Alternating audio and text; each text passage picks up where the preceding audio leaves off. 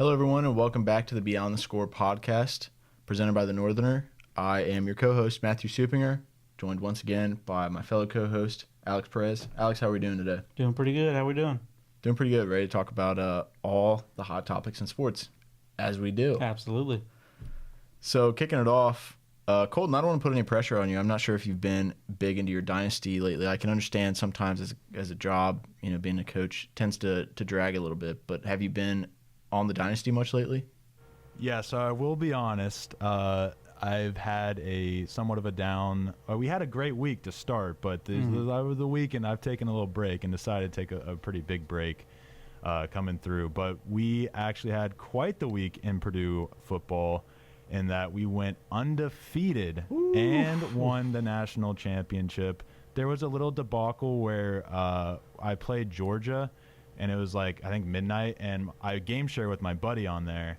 And I'm up 14-0 on Georgia in the first quarter, and my buddy accidentally logs into my account and starts the game, which then kicks me out. And I was like, I am not losing because of this, so I may or may not have turned down the difficulty and played and then won.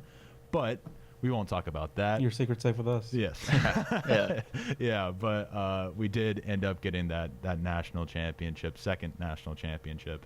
And I've thought about retiring. I honestly have. I did give out a retirement text in the MAC group chat. I've been focusing on my Ball State duties as well. We just won a MAC championship over Josh, Kent State. So Big time. that was big time win for us. But it's kind of, I might be a little burnt out on being a head coach, so we might put that on the back burner for a week.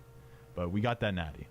That's what's important, Like we've talked about the past couple episodes, it's a real job. It's a real tough job doing that. So, always great to hear the dynasty updates, Colton. Thank you. Nick Saban's actually typing in the chat. He says that it is time to hang it up, Colton. But I don't know if you want that expert opinion or not. But. Well, he knows that if I stay, his championship record's done. Yeah, that's what I'm saying. So you know what? Nick Saban, you might have just convinced me to come back. I might have to come back. There we go. That's a clip. Get that right there. That's a good one. Starting with the first topic of the day, we're actually going to the MLB. There was a big announcement over the past week. The Speedway Classic is what they're calling it.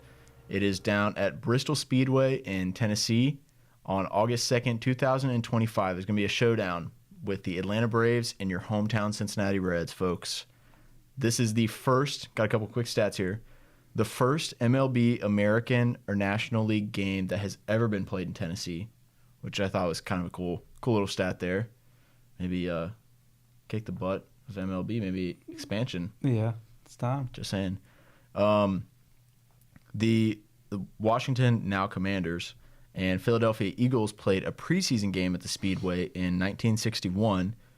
The Volunteers of Tennessee played the Virginia Tech Hokies in 2016 at the Speedway and actually set an NCAA record for the most attended football game with 156,990 fans. The 2025 All-Star Game is going to be in Atlanta, and the Reds, obviously, they hosted the All-Star Game in 2015.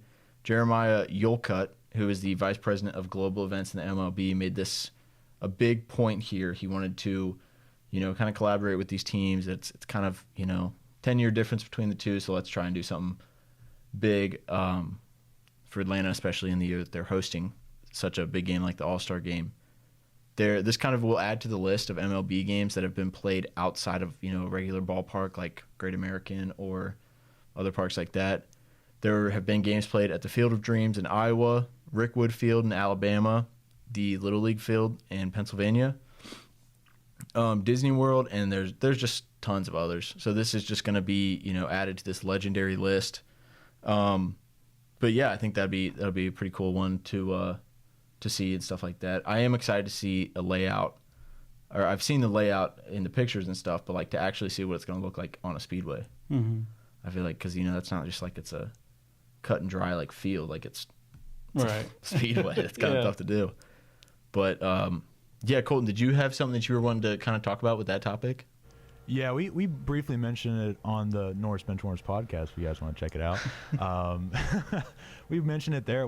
I would love to go. I'm actually going to Bristol in about a month, so to watch the racing there. But I mean that that Tennessee Virginia Tech game is a core memory in college football for me. Like, that game was something else. I see clips of it all the time on Twitter and TikTok, just people reminiscing about it.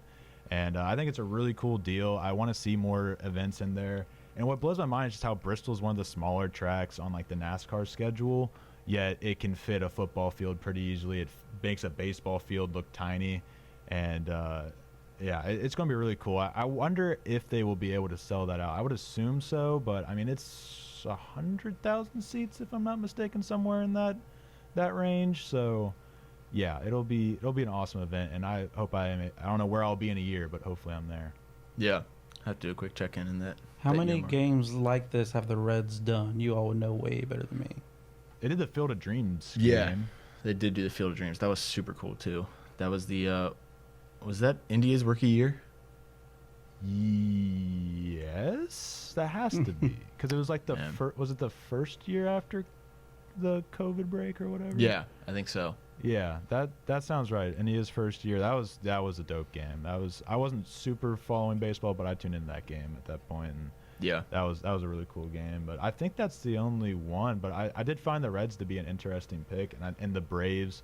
That usually is a pretty good game between the Reds and the Braves. It historically has been so. Yeah, I think they kind of did like a whole promo thing. They had Reds legend Eric Davis. He was kind of, well, him and Chipper Jones were both kind of driving their respective teams' race cars around the track and stuff, doing, I don't think they were driving, but they had somebody else driving it, and they kind of talked about it and stuff, and I think it'll be really cool to see that setting. I'm interested to see how they're going to do the seating. Like, are they going to pack out the actual seats of the speedway, or are they going to like throw more seats towards the field, or what they'll do with that? But it's going to be a cool game nonetheless. Where would you all rank this in like terms of games like this all time? I think Field of Dreams is always going to be top of the list, because I think that's just such like a legendary field. Yeah, I would agree to that. Just like what that means for baseball. This is more of a like NASCAR races in the Coliseum. It's kind of comparable to that, where it's a really cool deal, but it'll be interesting to see how that works with baseball and all of that. But yeah, it's up there for sure. I don't know how to quantify it, I guess. I think it'll depend on like how packed out it gets. Like if it gets crazy packed, it's probably gonna be up there. If there's like a big atmosphere, which we don't get too often for baseball for a regular season baseball game, that would definitely add to it for sure. Yeah, absolutely. It's gonna be cool. Maybe it'll be on the Score Experience. Maybe we'll see about that. Live from Bristol Motor Speedway. Live from Bristol, yeah. Podcast from the Bristol Speedway. Let's do it. Yeah, maybe by then we'll be signed by ESPN, and they'll be like, let's send these guys down there. I mean, yeah, why not? For rare ESPN coverage of baseball. Because we know ESPN, they love covering sports. Yeah. All sports, not just basketball and football. I don't think I've covered a NASCAR. Nope. For like, God knows how long. So. Yeah. There you go. Doesn't have Patrick Mahomes, so why would they cover anything that doesn't have Patrick Mahomes? It doesn't have Patrick. It doesn't have LeBron. So yeah, they're not real sports if they don't have those two. Yeah. That's what I've always said. Yeah, I would believe that one. So moving on from that, the Olympics just wrapped up just a couple of days ago. Phenomenal Olympics. I think that's probably the most engaged I've been with the Olympics in a while. Probably ever, actually. Both men and women, their respective basketball teams, national basketball teams, won gold. So, once again, to everyone not in America, we win. Again. World champions. Yeah. Absolutely. Once again. So, yeah, doing a quick breakdown of that, the men's national team played Brazil. Actually, had a little bit of Brazil talk on our last episode because we were filming in the middle of the game, right around the end of it and such. Bruno Caboclo, legendary game. Legacy, a legacy game from him. They beat Brazil, beat Serbia in a great game, and then beat France in an even better game. Alex, what was it that you saw from some of these games? We'll start with the Brazil game that really stuck out to you. Well, I was really proud that they didn't have a slow start in the Brazil game. They were up 16-6 early. All the starters were cooking. Even Drew Holiday got himself a dunk. I don't know if you all saw that, but I think maybe first career dunk, but who knows. Yeah. 12-point lead after one, and Brazil took 4 minutes to score in the second quarter. So that is not a recipe to win against the United States. But it was still a 10-point game until USA went on a 19-2 run to go up almost 30. And then they were shooting 60% by that time, so it was pretty much over. Yeah. Caboclo did have that legendary 30, and Durant became the Olympian all-time leading scorer on the way to 122-87 USA win. So it was fun to watch, about what I expected, like we said last time. But I think Durant might be the bigger headline, honestly. Caboclo, wow, what a performance! But Yeah, it's a tough one. Olympic scorer, I think that's pretty big. Yeah, I think the U.S. was intimidated. Here's my hypothesis here. Okay. The U.S. was intimidated of Caboclo, and so they were like, well, we cannot start slow because we know he's going to cook us. Right. Fabled name around the basketball game. So they were so intimidated by him that they were like, we have to start hot. Otherwise, we're done. Mm-hmm. We're getting knocked out first round. Not first round, very early. But, yeah, I mean, you hit on pretty much all the main points. KD, huge game for him.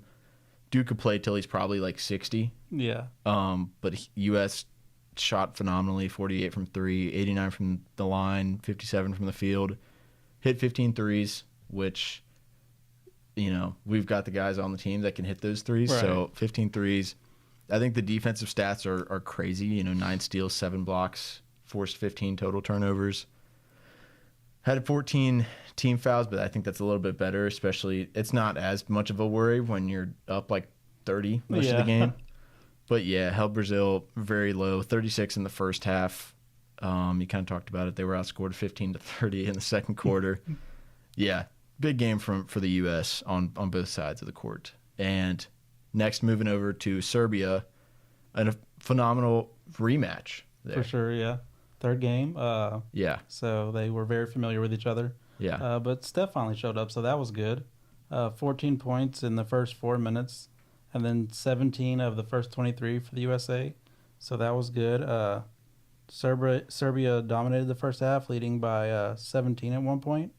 MB came in, give him credit, because, I'm his biggest hater, so I have to give him credit when he does well. We have been dunking on him most of the Olympics. He came in and got it to 10 before half. But Serbia was just red hot. They shot 52% from 3, while USA shot 50% from the line. So different halves for sure. Yeah. Got it down to 6 with 3 minutes left in the third, thanks to Bron and Steph going on a 8-0 run. Then, of course, the genius that is Steve Kerr took them out after that happened. Serbia then went on a 7-0 run by themselves. 13-point Serbia lead after 3. Then Durant, Booker, Embiid, and LeBron got it tied. And that's when Steph took over at the very end. He got a steal and a layup, followed by KD mid-range jumper to put them up for good. And then Steph iced the game after a Jokic bucket for the 95-91 win. So it was a lot closer than I expected, especially after how the first 2 games went with Serbia. But we pulled it off, so that's really all that matters. Yeah. I think that KD jumper that you were just talking about was probably that was probably the most American I've ever felt in my entire life. For sure, was when yeah. he hit that jumper. I think I probably could have jumped up in the air and like had eagle wings like pop out of my back and just flown into the sky. I'm not gonna lie, I screeching. thought I could too. What is a kilometer? Jokic, he was, the guy that he always is, 17 and 11 assists, 5 boards.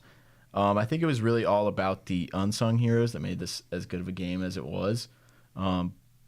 Bogdan, that's how you pronounce it, right? Because I know there's a Bojan. Yeah. And, Bogdan. Yeah. He had 20 on 8 of 18 shooting. Doesn't sound great, but he was hot a whole lot of the game. It was really fourth quarter. He had a cool 20. Alexa Avramovic, he had 15. He shot 4 for 6 from 3. So I think it was kind of the guys that maybe didn't show up as much in the first couple of games that it was like, hey, guys, we're the Avengers, and we do actually maybe need to show up at some point. And you were talking about it, Steph. I texted you, I think it was after, I don't remember which game it was after, but poor Honey on the goat, dude. Poor Honey on the goat. He finished with the second most points, Olympic points in a game by someone on Team USA with 36, 63% shooting from the field, 64 from 3. 8 boards, had the highest plus minus on the team. Dude is just crazy. I mean, he does nothing virtually the first however many games, and the final two is like, I'm about to take over, guys. You step out of my way. He finished with 36 after having 29 the rest of the whole Olympics. Like, Yeah. that's crazy. If you did that on the Warriors, we'd be toast. Forgot to mention it, but the defense definitely tightened up at the end. Serbia was shooting hot. Then they had 0 threes in the fourth, so that definitely helped a lot. LeBron finished with triple-double. Have to talk about him anytime he has a good game, so every game. But back to Bogdan, like he was talking smack to Melo. Yeah. And I feel like that was a bad idea because that just lit a fire under, I feel like, everybody on the team. Yeah. And I feel like that's what sparked the comeback, but I could be wrong. I would say that's a pretty good point. I did see a couple of tweets, too, about Melo calling out the KD ISO for that jumper. Yeah. Over on the sideline was probably, I think that added to the moment, being like, man, gotta love American basketball. Just crazy. Don't clip that one, guys. Not saying anything about that. I'm just saying the basketball team. Right. Gotta love the basketball team. Yeah. But yeah, great game against Serbia. Huge win to move forward to France in Paris. In France. Yeah. In France to play against Wemby and that team. I don't want to say it's surprising they made it to the gold medal game, but I don't think that they would have been the pick to go to the gold medal game. That's fair, yeah. But they sure played like they needed to be there. What did you see in that game that you thought was very noticeable? Well, disappointment again to start. Another slow start. Led 12-11 at the very beginning. Action picked up as Ant made a shot on Gobert and then started talking some smack to him. So that was very fun to see. Wemby had 7 of France's first 15, so he was phenomenal from the jump. The second quarter was a game of runs. USA led by 8 by the end, thanks to holding France to 16% shooting from 3. So that's pretty solid defense. The third saw Embiid bully Yabusele, I think that's how you pronounce it. Mm-hmm. He's a great player for France, but not big enough to keep up with Embiid, honestly. I wanted to ask you, got to make sure none of the clutch agents see this clip. Maybe I'm seeing this wrong, did he happen to dunk on LeBron? Sources say it could have happened. I can neither confirm nor deny this. I'm actually a clutch agent myself, so I can neither confirm nor deny. I don't have the video on my laptop. It's redacted, actually. I saw it on Twitter. It was clearly photoshopped. LeBron was never even in the vicinity. Yeah, you can't trust the videos you see anymore, even if it's live television. It's you on can't the trust internet, it. so like you can't believe it. But after that, Gobert got subbed in, and that led to Bron and Steph pick and rolls. Because I don't know if you know, but Gobert can't guard a perimeter, so that was tough on him. Guard much at all. That's true. France shot 4 or 5 from 3. 4-time defensive player of the year. What? Listen, man. If I was 7'3" or whatever, I think I could probably win a couple depoys too. I mean, he's very disagree. good at defending the paint like 2 feet away, but Yeah. besides that, it's kind of tough on him. Yeah. But France shot 4 or 5 in the third and trailed by 6. The fourth quarter, all Steph. He showed up again. 4 huge threes in the quarter. The last one will go down in history. I'll tell my kids about it for sure. And got a steal to ice it for a 98-87 USA final and the gold medal. What were the big takeaways you had from this game? I mean, you hit on almost everything. Wemby, the psychopath that he is, he did have a great game. He had 26, 7 and 2, shot 58% from the field. Is it Yabusele? I think so, yeah. Yeah. He had 20. Very good game from him. May or may not have had a crazy highlight. I don't know. We'll It was a dunk for sure. We'll talk that's all to we can know for sure. Yeah, dunks are cool. Yeah. We'll talk to our reps about that one after this episode. 4 of the 5 were in double figures. Steph, it was just same thing. You're just replaying the Serbia game. Insane. He comes in and he just dominates, and you can't do anything about it. Did you see the French broadcast of it? Where they called him the devil, yeah. The Devil Curry is struck again or whatever. That was... He's got to change that to his nickname, honestly. Oh, that is so cool. That's way better than Chef. Yeah. I mean, Chef is cool, but, come on. The Devil Curry, come on now. That's evil. But yeah, U.S. had finished with 6 blocks. France only had 1. Somehow they didn't block that one Curry corner 3 that he tough. somehow got over Wemby. But yeah, it was such a good game. It was that's like, I did see a tweet that was like, is the Curry 3 one of the most memorable shots? And I don't know. Memorable. It's definitely very memorable. I would say it is, and this might be a hot take, I would say it is probably the most impactful shot. Maybe. It's definitely top 3 because of what was on the line. And it's a gold medal. You are essentially, you either are going to clutch it for your country and be world champions, Noah, or you're not. You're just going to shoot a ridiculously contested 3 and brick it. In his first Olympics, while KD and LeBron were both open, Calling for the ball. It's about as clutches of a shot as you can hit. Now, I didn't want to go to hyperbole. I don't think you did. I would agree that it could have been one of the most clutch shots of all time. I do think it's not hyperbole to say it's the greatest heat check of all time. Yeah. I mean, amazing threes down the stretch. And that one, I was yelling no, and then I lost my voice yelling yes after he hit the shot. I mean, Steph was ridiculous. Yeah. The last 2 games shot 17 of 26 from 3. That's 65%. That's decent. I don't know. That's pretty good. If you know three-point shooting or not, but it's pretty good. No, but I don't think you were hyperbolic at all. There we go. That's how you say it. It's one of those words. I think it was one of the biggest shots we've seen in basketball history. Yeah. I think it is definitely the biggest of his career. The Thunder one was cool. Mm-hmm. It's a half quarter, but you look at what's on the line. It's a regular season game. Right. Call was sick. Mike Breen killed it. That is probably one of the, if not the greatest call of Mike Breen's career. Get Mike Breen to the Olympics. Oh, yeah. That's what we need to see. Noah Eagle was good, though. I did like him a lot. But, yeah, I mean, shooting a doubly contested, new word there, doubly contested 3 fadeaway. I mean, what are you doing? Nobody in the history of the NBA is allowed to take that shot. No. Besides Steph. You're getting pulled. You're getting cut if you shoot that. Absolutely. Even if it's like, just enough time for you to shoot that and you shoot it, you're still probably going to get cut because it's a stupid shot. But Paul George said it best. That's a bad shot. But it doesn't really matter if they still hit it. Hey, now you're talking to Damian Lillard's #1 fan, so you better watch it over there. I don't think it was a bad shot. I think that was a great. It cooked him. That was a Damian Lillard shot. All-time playoff moment for sure. Yeah. All right then. You fixed it.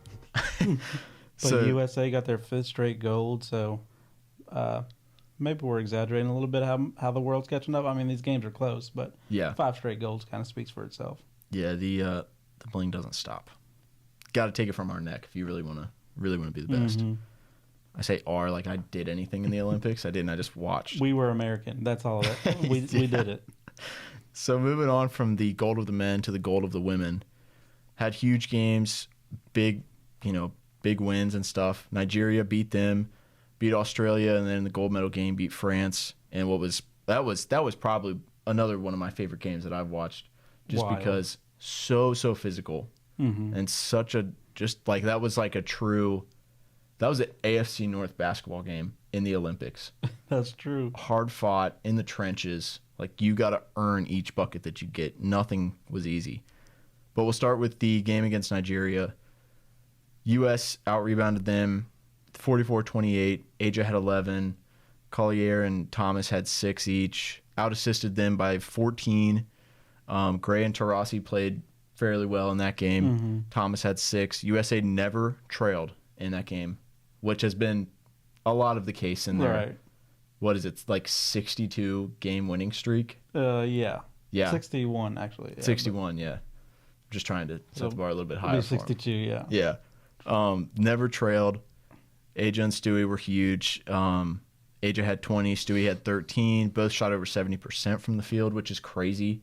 Both had 2 blocks each. Jackie Young started the game. She had 15. Brittany Griner was big off the bench. She had 11 points on 80%. It was a really good game. I do want to say big shout out to Promise Amukamara. She led Nigeria with 19 on 44% from the field, and she hit half of the team's threes. She hit 3 of their 6 threes. Mm-hmm. This was not, if you like 3-point shots, do not watch the highlights of this Not game. your This was game. not a good one. But yeah, what was it that you saw in that game that you thought was very impactful? I think it was pretty much most of the stuff you hit on. Jackie Young getting the start over Diana Taurasi was the biggest thing to me because it was time. Yeah. Diana Taurasi was starting and then getting like 6 minutes to play, and they were sitting her down for the rest of the game. Just have her come off the bench. And obviously, like this game showed that she's more impactful off the bench. In that case, obviously, when it gets back to regular WNBA play, she should be starting.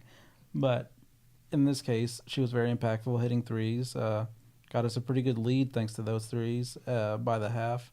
But poor shooting again from the three, which was not great. But we really didn't need it in this game. Asia led the team with 20 points and 11 boards, so she had a phenomenal game. But not much to talk about with this game, honestly. It was the USA pretty much the whole time. Yeah, mostly steamroll. Jumping to USA versus the good old folks from the down under, Australia. What did you see in that game that really stuck out to you? Great start, 12-4 lead early. Only a 4-point lead though, thanks by the end of it because 3 turnovers and 0 threes. We've heard this too many times during the Olympics. USA defense was great though with 6 steals and 3 blocks in the first. Then a 10-0 run for the USA to start the second. Kind of put it out of reach. It was 45-27 by halftime. 11 points. Australia only scored 11 points. And there was 3 of those were open threes that I'm too competitive because I was still getting mad at those. Like you could have had like 2 points given up for a quarter, which would have been really cool. But Australia then only had 13 points in the third. Not a recipe for winning. Usually not, no. And then USA led in break points, fast break points, 24-5, on the way to 85-64 win. So I think the fast break was the biggest thing to me because I don't think we've seen them be that effective on the fast break until this game. So that was good to see going into the final. What were your big takeaways? Oh, you hit on pretty much all of it. The defense was huge. We finished with as many steals as Australia had, both steals and blocks combined, which is insane. USA shot well. Aja and Stewie continued to play well. Kalia Copper, I thought this was a big game for her, as was the gold medal game. She had 11, 6, and 3 off the bench. She was tied for the team high in threes, which was only 2, but with the struggles they had of shooting the 3, we'll take that. I think the biggest thing that stood out to me was the poor play from their starters, Australia's starters. They shot 32% from the field, and the only players that were in double figures were Tess, I hope I'm pronouncing this right, Tess Modgin and Mariana Tolo, who both had 10, and Isabel Borlase, who had 11. All 3 of those players came off the bench. So, poor starter play, like we've repeated, not going to be a key to success. You're probably not going to win if your starters don't play well. That's why they're starters. It was a really good game by the U.S. But getting into the gold medal finale, such a fun game. There was For sure. so many stats in this that stood out. One quick one that I do want to say before I pass it over to you was maybe I was looking at the wrong stats. I was looking at the official USA basketball website, so I hope they wouldn't be lying to me. I don't think so. Both teams shot less than 35% from the field and less than 20% from 3. I believe that's correct, yes. That's crazy. I don't have those numbers, but I'm almost positive that's right, yeah. That's crazy. I don't think you could do that in any level of basketball and win a game. It was defensive to say the least, for sure. Yeah. Like you mentioned, a 15-9 lead after 1. Not 1 minute after the whole first quarter. 7-0 run for France to start the second, thanks to common first half theme of France offensive rebounds and USA turnovers. It was great. It wasn't making me mad at all. Even with Chelsea Gray, it seemed like lots of nervous isolation, especially in the second quarter. Just like hero ball of, oh, we're down. We have to I have to do this myself. Mhm. I have to score, and it just was not working out. Then it was tied 25-25 at half, not halfway through the first quarter, at halftime. The biggest thing that stood out to me from the first half was no Joel Lloyd or Sabrina Ionescu, Mhm. even though the offense was struggling mightily. So I feel like they could have been good jolts to the offense. But this is the first time that the USA women hadn't led at halftime since 2012. So that's just more about their dominance than anything. But Yeah. it was a surprise that this game was that close for that long. Disastrous 10-0 start Mhm. to the third. Bunch more open threes. So that was another great common theme for this game. Sabrina checked in finally, and the USA went on a 16-5 extended run. Who could have thought it? Steve Who Kerr could've must have been thought coaching that team. Yeah, she did not get taken out. That was good. Yeah. So we were up by 2 by the end of that. Fourth was masterfully done by the France refs, if I do say so myself. It was so good. Very frustrating. France was in the bonus 5 minutes in to the quarter, and Jackie Young fouled out with 2:35. So that was great. Yeah. Kalia Copper then took over, though, had 8 points in the fourth. And then a 3, and went to 19 from. Oh, talking about Gabby Williams, she kept it close Yeah. and cut it to 1 with 4 seconds left after we had taken the lead late, and then hit a buzzer beater after Kelsey Plum free throws. And those free throws were insane because she was smiling each time she went to the line. Yeah. And I need that type of confidence in my life, really. But we pulled it out by 1, thanks to Gabby Williams having a KD in the playoff moment where she was stepping on the line. So a ridiculous, crazy game that was way too close, and we almost lost. Yeah. What were your big takeaways from it? You hit on a lot of them. You know, Gabby Williams with a huge game. She hit threes when it mattered most. It was kind of funny. I was watching it with my family, and she comes down the court, and I think it was the second to last possession. And my dad goes, "Well, I just let her shoot the three if she wants. You know, she's gonna be so far out. I don't think she's gonna." She drilled it. I was like, "Well, thanks for saying that. Yeah. Appreciate that." But yeah, she hit a huge three. I think something that you know, we were talking about refs. They had 2 players with 4 fouls at the latest midway through the fourth quarter. Those players stayed on the court. Neither of them fouled out. Now, I'm not saying that that's all on the refs, but that's kind of crazy. It's very convenient. It is. It's a lot like Jokic in that game against Serbia having 4 fouls for the entire fourth quarter and still being in the game. But whatever. Jokic has never played rough at all, so I don't see. No, he's a very easygoing player. That's why he won 3 MVPs. Yeah, he's finesse. That's what I've always said That's about his his Lakers game. twice. We don't have to talk about that. Oh, man. He's caught a stray. Edit that out. But yeah, France went, you know, perfect from the free throw line, but they got 25 fouls.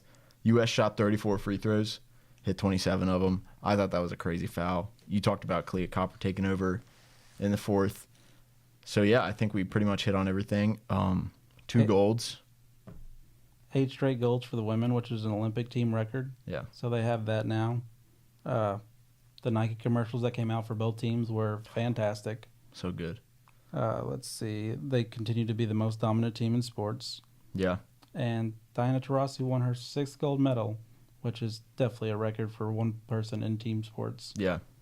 So I got a question for you. If Colton takes Purdue on another perfect season, let's make it a little more interesting. 2 more perfect seasons in a row and 2 more titles in those years. Who do you think is the best team?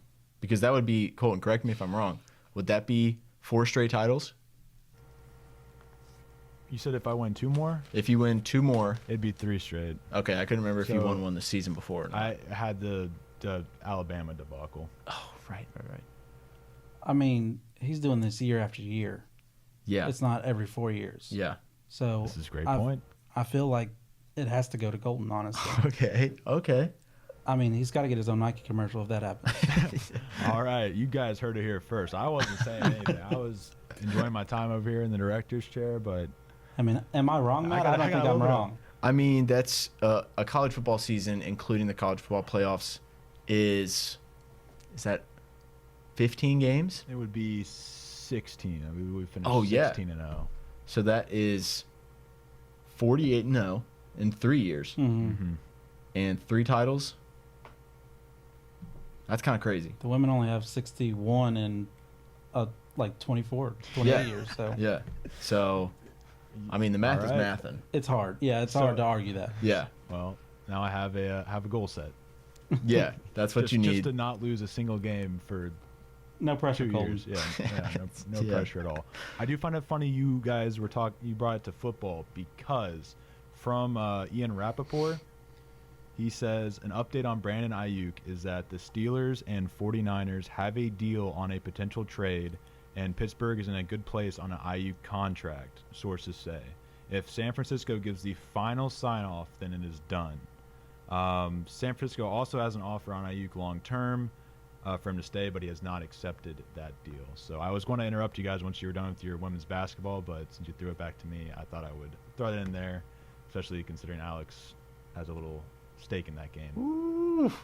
That is very exciting to hear, especially with the big offseason signing being Scotty Miller at wide receiver. So that deal would be phenomenal. I really hope it gets done. It would be nice that Can we expect you to come into the next episode screaming and yelling if the deal doesn't get done?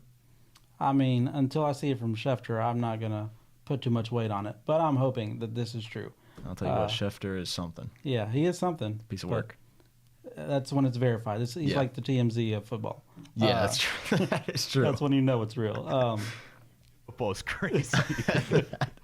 But it would be nice to have Ayuk there just so Pickens doesn't get doubled every single play. Yeah. I really hope it gets done. We'll see. Yeah, maybe then Bleach Report will fix their top 3. Then we'll definitely have something to their talk top about 7, there. Yeah. So yeah, moving on from the 2 golds in international basketball play to just the Olympics in general. Favorite storylines, it wrapped up. In another 4 years, we're going to be back in the States for 2 more golds in at least basketball. Probably more. Mm-hmm. Probably more. But what were some of the biggest storylines from the Olympics since we last talked that have stuck out to you? The first one I want to highlight is the men's 1500 race. In track, was the first time 2 Americans have medaled in the event in 112 years, which I had to reread that stat like 3 times. Yeah. Because I was like, that's definitely fake. Yeah. But definitely that's something you should highlight. Yes. Grant Fisher is the second American in 56 years to medal in the 10,000 meter race and the first American to medal in 5,000 and 10,000. So that's very impressive. And one of my favorite people to watch in the Olympics, Sydney McLaughlin, took her rival, quote unquote, Femke Bol down in the 400 meter hurdles, setting a world record on her way to gold, and followed that up with a world record split for the team in the 4x400 race that gave USA such a lead that they had to start doing the Ledecky pan out Yeah. to where you had to see Sydney McLaughlin at the top of the screen and nobody's behind her Yeah. in a real Olympic race. So track really all around was my biggest takeaway from this last week. It was just so awesome to watch and to see how the United States dominated. How about you? I did get to watch the hurdles. McLaughlin, that was crazy. Mm-hmm. It kind of got to the point. Like, she looked like she was doing it without, like, trying. It's kind of like she was just jogging at that point. Lyles got COVID. Couldn't compete as well. He did get bronze in the 200 meter, which I think is kind of cool. Yeah. But, yeah, it looked like, I hope he's doing well. The clubs, it looked like he, Got rid of that COVID really quick. yeah, either that or he was just. Funny how that works, huh? Yeah. He must have just been partying through the pain, I've heard He's that's a a world cure. champion. Yeah. That is a cure. Yeah. Go into the club, heals COVID. Alcohol kills a lot. So, Yeah. Cleans you right out. Damn, I didn't expect to get that deep. No, I'm just kidding. Breaking is finally here. It was awesome. I don't know if you got to watch any of it. I definitely did, yeah. That was fun. That was Can't a wait cool to one to compete. watch. It was. Oh, okay. Someone's got to go, yeah. Heard it here. Let's go. Breaking news source right here. B-Boy Victor got the USA their first medal in the event with a bronze. I got to watch him a little bit. I was watching a lot of the women's breaking. I don't know what country it was, but it was the video that was trending like pretty much all over social media. That was pretty funny though. But yeah, it was a cool one to watch. I really just enjoyed watching breaking, and just getting to see a lot of the new stuff was cool. And then next year, or not next year, I think in that LA, video it's you were gonna be fun. talking about was Australian B-girl Ray Gun. Yeah, that's what it was. Awesome name. Super cool. She did not know how to breakdance, unfortunately. That was tough to watch. Yeah, she was. You know, in the SpongeBob theme song when it says "drop on the deck and flop like a fish," that must have been the inspiration for some of her moves, because For that was sure. crazy. Next topic we got up here: Ledecky and Biles. They're both kind of getting up there in age a little bit. There's been a lot of questions as well from reporters of if they're going to return. What do you think will happen with? We'll start with Ledecky. Ledecky, well, she's been swimming since she was 15. She's 27 now, and that's the same age that Michael Phelps retired, and she really has nothing else to prove because she's like the most decorated women's swimmer of all time. So I feel like she might hang it up. What do you think? See, I'm on the other end of it. You know, she has been going for a long time. She is extremely decorated, and I think this year kind of showed just the dominance. I mean, she showed before the dominance she can have, but just the continued dominance of being 27 years old. I say that as That's old for the Olympics. Yeah, but being 27 years old, getting in a pool with people who were like, you know, some of them teenagers, some of them like low, you know, at the most like mid 20s, and just flat out dominating, just putting their nose in the dirt. And I mean, they've asked her about it. She has said that, you know, LA in 2028 sounds appealing. She would be interested in that, which it's not a 100% confirmation that she'll be back. I do want to point out Michael Phelps. He didn't retire until he was 31. He initially said that he was going to retire when he was 27. Came back 2016 for the Rio Olympics, competed. I don't remember how well he did. I do remember seeing him though in the Olympics and competing. So I don't think she will. I think she kind of just wants to keep chasing the, you know, the records and stuff, because nothing's better than breaking your own record. So I think she's just gonna. I think she'll be back. And that, I feel like that is honestly another point to why she might retire. Is just she's the full record book in pretty much every swimming competition possible. Yeah. So again, she doesn't have anything left to prove, but I could be wrong. She could just be somebody like you have to take her out before she's going to go out. Yeah. Kind of like LeBron. He's just going to play forever, and Katie Ledecky is going to swim forever. I hope she does come back, because nothing was really as funny as watching the 1500 this year. That's when it was fair. just like, okay, this is halfway She's through the winning race. You were like, I know who's About going 10 to win. seconds. Yeah. Simone Biles, though, that's a big one. I think that one I am really on the fence about. She's also 27. It was around that age that I don't know if you remember. I think it's Ali Reisman is how you pronounce it. That was around the age she was when she retired. I want to say she might have been like 28 when she retired, but she retired. Granted, a lot of the ones that are around Biles' age retired or stopped competing due to the trial that went on with the athletic trainer. Yeah. So there was a lot of, you know, not official retirements, but just kind of, I'm not going to do this anymore. I don't blame him. But Biles is a year younger than Gabby Douglas. Gabby Douglas has not competed in years. I don't really think Simone Biles is going to retire yet. I think a lot like Katie Ledecky. You watched her, maybe more dominant than Katie Ledecky. I know that's crazy to say, but you watched her in the events she was in this year, and it was like she could, you know, commit like 3 penalties and stepping out. Yeah. And it was like, that's fine. Watch me flip 4 times in the air when I'm 20 feet in the air. Right. It was just like, she looked like, At you like know, 4'5", no big deal. yeah, just like looking like, you know, Sonic the Hedgehog when you like go up a mountain or something. He's just like spinning. Look like that. So I don't think she will retire. But I don't know. I'm on the fence there of where I could see her retiring because she's 27 years old, and I'm 20. And Right. getting out of a chair sometimes hurts my knees. Been there. I don't. Okay. Okay. But like being 27 years old, I'm sure that very much takes a toll. So yeah, I don't know. I'm on the fence. What do you think? I'm leaning the opposite way of the way I was with Ledecky. I think she will come back, just because she's somehow still not the most decorated gymnast of all time. Mm-hmm. I don't know who is, but apparently she's still ended up second after these Olympics. So I feel like she will come back to chase that record, and I feel like she should definitely be able to get it in the next Olympics. Yeah. And that's when she'll call it a career, at least in the Olympics. And she also sat out the 2021 Olympics, so I feel like she has a little more left in the tank. Yeah. So I feel like that energy and that drive to, one, from missing out on the games, and then the drive to be the most decorated gymnast will get her to come back for the games in 2028. Yeah, I think it'll be a cool one to, we're going to be on the watch. Oh, for sure. Ledecky and Biles watch. We'll sound the alarms when we get an update. But moving on from that to a segment that hopefully does not get cut out of the episode this time.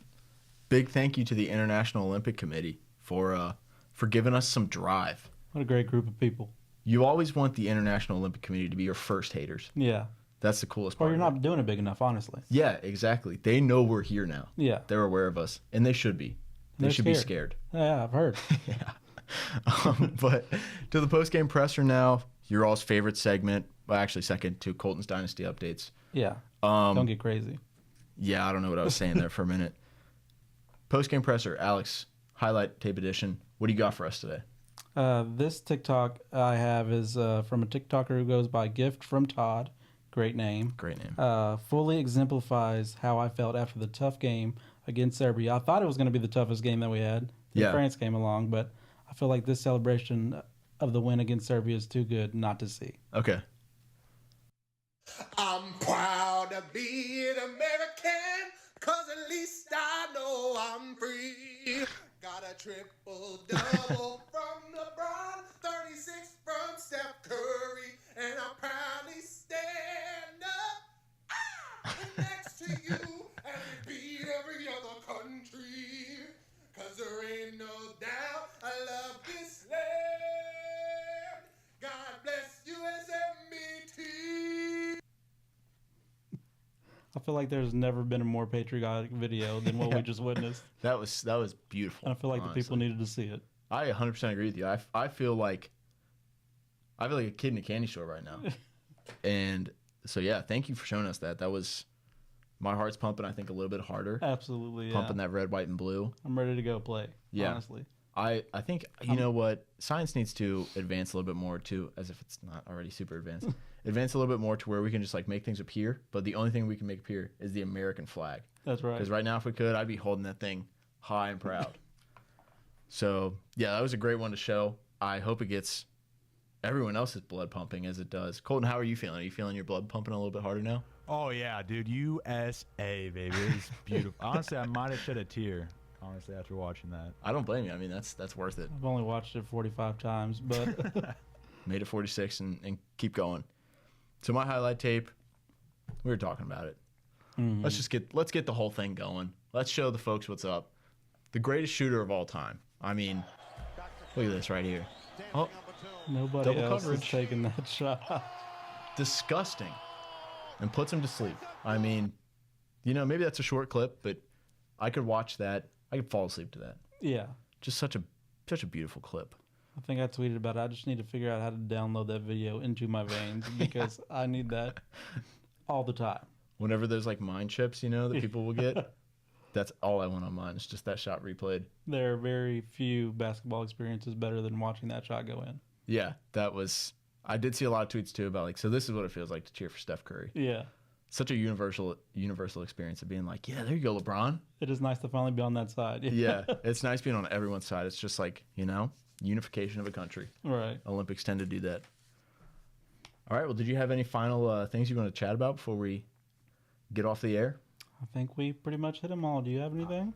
I don't really have anything. Thank you all for. had something. Oh, go ahead. What's up? I just wanted to give a shout out to my homeland of Indiana for getting 20 medals throughout these Olympics, which is more than Spain and Canada. Ooh, Let's go, That's corn. tough.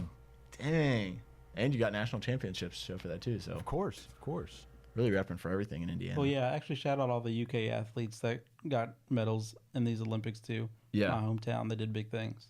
Yeah, I don't have anything. I'm from Independence, Kentucky. There's nothing really cool happening Shout for the out Olympics the there. independence we have for being Yeah, that's the true. independence Shout of out. the USA. Yeah, everybody raise your Eagle talons high and screech with me. Yeah, that's the only notes I have. Thank you guys for tuning in. I hope you enjoyed it. And that'll do it for the Beyond the Score podcast this week. Be sure to follow us on Instagram and Twitter at BT_then the word score, and YouTube at Beyond the Score 123. Big thanks to NKU Media Services for letting us use the studio. It's always very appreciated. And for me, myself, Alex Perez, Matthew Supinger, and Colton Smith behind the scenes, make sure to go follow and listen to them at the North Bench Warmers podcast. That will do it for this week, and we will see you all in the next one.